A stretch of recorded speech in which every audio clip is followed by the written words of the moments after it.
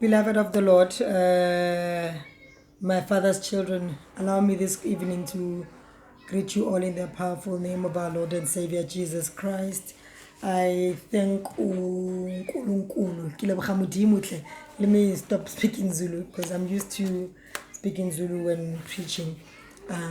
This is not a preaching, it's just me sharing the word of God, what God has put in my heart this evening. I greet you all in the powerful name of our Lord and Savior, and I thank God for this opportunity. I thank God for those who will watch this video. I thank you for taking the time and using your data to watch the video and allowing me to share Christ with you, because Christ is our message. Christ is the reason there is a church, and Christ is the reason there are preachers, and Christ is the reason we share what we know, because what we know is Christ. Beloved, let us read together from the book of Philippians chapter 4. Philippians chapter 4, we read just for context purposes from verse 4, but I want to talk about verse 7. Rejoice in the Lord always. I will say it again. Rejoice. Let your gentleness be evident to all. The Lord is near. Do not be anxious about anything, but in every situation, by prayer and petition with thanksgiving, present your requests to God. Here is the verse. And the peace of God, which transcends all understanding, will guard your hearts, and your minds in Christ Jesus. The word of God to the children of God, and let the children of God say amen. Beloved, this evening I just want to share with you that you must know that one of our in Christ realities, or another one of our in Christ realities, is peace. Right? Not just any peace, but the peace that transcends understanding, as Paul has recorded in the scripture, that the peace that transcends, the peace of God that transcends all understanding, will guard your hearts and your minds in Christ Jesus. I want you to underline, and the peace of God, right? The peace of God. Now let us go to John 14, verse 27, but I want us to read it from verse 26, just for context purposes. It is a scripture where Jesus Christ was talking to his disciples and promising them Holy Spirit. We are very familiar with that scripture. Just hold on, let me just page through to it. Okay, John 14, right. But the advocate, the Holy Spirit, whom the Father will send in my name, will teach you all things and will remind you of everything I have said to you. All right. Here is the verse. Peace I live with you. My peace I give you. I do not give you as the world gives. Do not let your hearts be troubled, and do not be afraid. I get Paul said in the book of Ephesians chapter 4, right? He said, and the peace of God, right, which transcends understanding. And here Christ spoke about this peace, promising the disciples this peace. And he said, peace I live with you, my peace. Now you will understand that the minute we put Christ and God, right, we're talking about divinity, right? So when Christ says my peace, or when Paul says the peace of God, we're talking about divine kind of peace. We're not talking about a carnal kind of peace. We're not talking about a worldly kind of peace, but we are talking about the peace of God. We are talking about the peace of Christ, talking about the peace of Holy Spirit, the peace of the divine nature of God. And Paul says that kind of peace transcends understanding. Kind of the things of God transcend understanding. That is why even today the scientists discredit Christianity, because to them it doesn't make sense, because whenever they want to see things, they want to define or give theories to things that are tangible. They want to explain things away. But it is a frustration to them because they cannot explain Christ, or they can't explain God, or they can't explain Holy Spirit away, because the things of God transcend understanding. They are beyond understanding. They are understood in the Spirit. They are by revelation. So Christ promised his disciples, which is we also benefit from, which is also our inheritance, the peace that transcends understanding. He says, I do not give you as the world gives. Kind of the world, when it talks about peace, it talks about the peace that you get when there is no disturbance, when there is no chaos, when there is no noise, when there is complete quiet, then the world will talk about peace. But the peace of Christ, the peace that Christ is talking about, Christ was preparing his disciples, because as the followers of Christ, or as the ones who will be preaching or spreading the good news, the gospel about Christ, they were going to face persecution. They were going to face challenges, but Christ strengthens them and says, the peace that I give you is my kind of peace. Now let us look at the book of Romans and see what also Paul says about this peace. The book of Romans chapter 8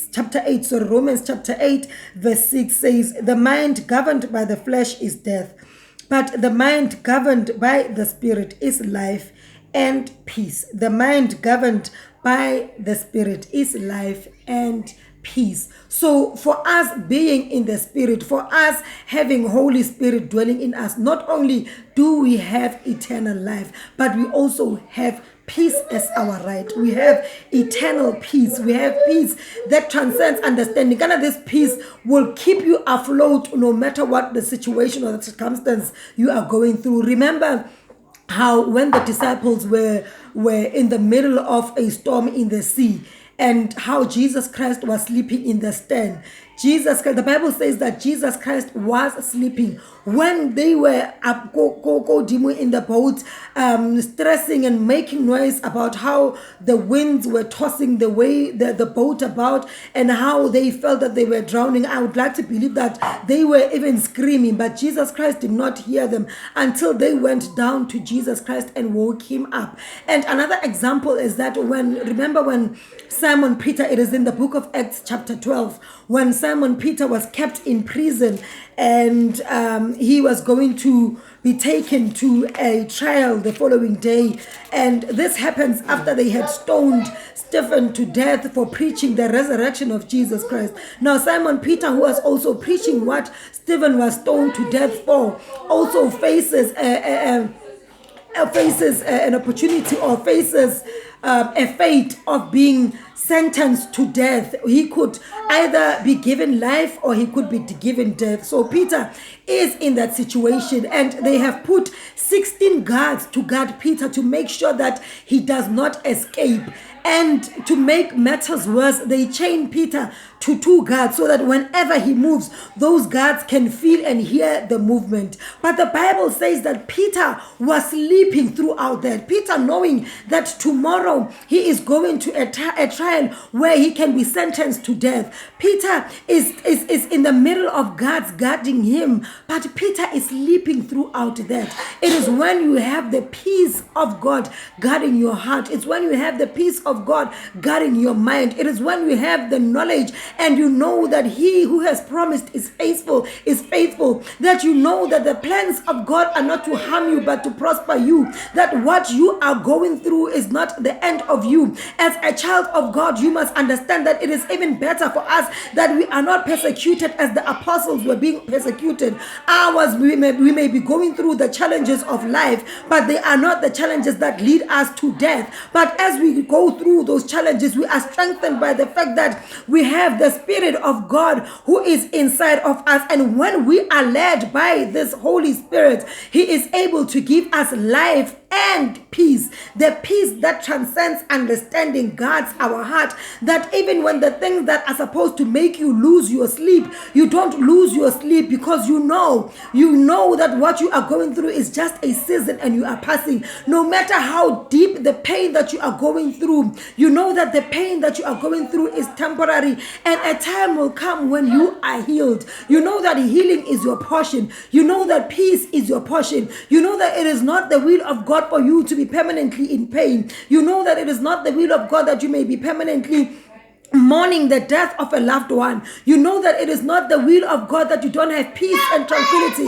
in your life, but your portion as a child of God is that you have peace in your life. Yes, it is okay to acknowledge the pain that you have gone through. It is okay to acknowledge what you are going through currently, but remember that we walk not by sight, but we walk by the Spirit. So the Spirit of God is able to give you a clear perspective and make you see beyond your circumstances. The peace of God is able to see, to make you realize that you are above the situations. You are not limited to what you are going through. Let me read to you Colossians chapter 3 verse 15, my beloved, which also says, let the peace of Christ rule in your hearts, since as members of one body you were called to peace. It is peace we were called to. You can't be in God and lack peace. You can't be in Christ and lack peace. You can't have the presence of Holy Spirit inside of you and lack peace. The minute you worry, that is why Paul says to us that do not be anxious about anything, but in every situation by prayer and petition with thanksgiving present your request to God.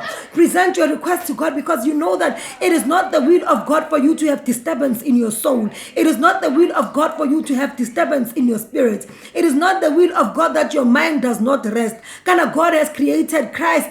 Christ came and died so that we may enter the rest of God. That in Christ we rest. In Christ we rest from our labors. That is why Jesus Christ said to us that, come to me, all who are weary and burdened, and I will give you rest. In Christ we get rest for our souls. In Christ we get rest for our mind. That is why he said that, seek ye first the kingdom of God and its righteousness, and worry not, because you cannot add a day by worrying. Worrying does not add a day, and nursing pain does not add a day to your life, but it only affects your health. It only gives you extra stress. But when you go through that, it is okay to acknowledge that it is only temporary. It is okay to acknowledge that you are just going through. It is okay to acknowledge that it is also going to pass. And that when you pray, you command the situations out of your life. You pray with power because you have been given power to command and speak things out. You pray with authority that you know that what you are going through is only temporary. You know that Holy Spirit is already at work inside of you. You know that greater is He that is inside of you. You know that you walk not by sight, but you walk by the Spirit of God. And you know that the Spirit is not limited to the things of this world. You know that you are a heavenly being who resides in heaven with Jesus Christ. You know that you are seated at the right hand of God, and that is a position of authority, that you have power, you have authority. Just like a Metro Police officer has the authority to stop a massive truck on the road. You have the authority to stop whatever it is that is troubling your soul. You have the authority to stop whatever it is that is troubling your mind. You have authority to stop whatever it is that is making you not to sleep at night. Child of God, I remind you this day that the peace of God that transcends understanding guards your heart and guards your mind, and that you may be able to sleep and rest in the presence of Christ, and sleep and rest in Christ, because that is your in Christ reality. It is your benefit and it is your inheritance in Jesus' mighty name, beloved. Amen.